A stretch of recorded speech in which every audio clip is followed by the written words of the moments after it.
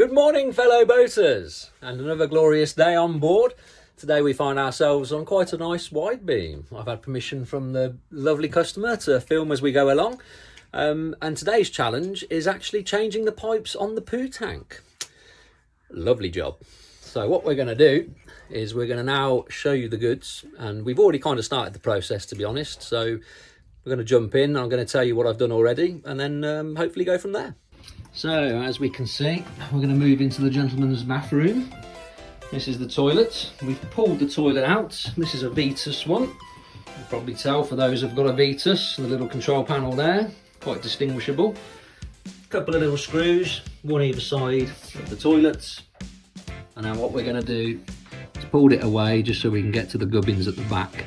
Kind of done this a little bit prematurely, to be quite frank, because if you follow me, we'll go round.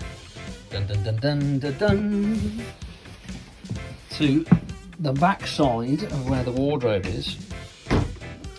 This is a Collingwood vessel, and conveniently they've actually put a hatch in.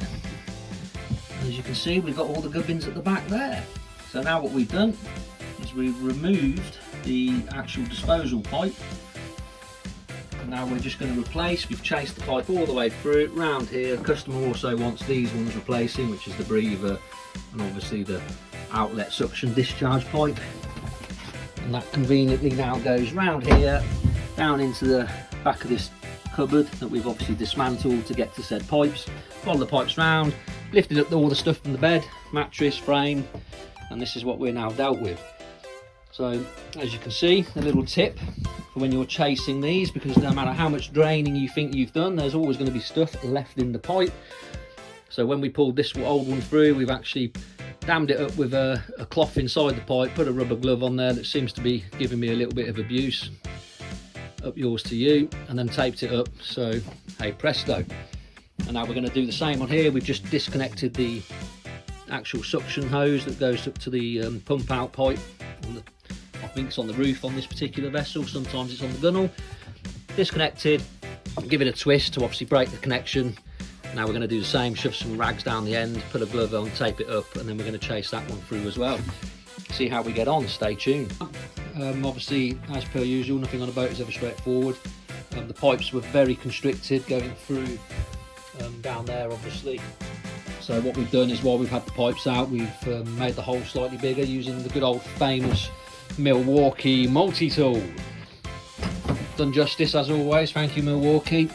And then sort my torch out so you can all see a little bit better. There we go. In here we've run the first pipe up, and that obviously now goes to the fitting outside for the pump out, which is on the roof just there. We're going to add some clips on the wall so we can actually just clip the pipe up out of the way.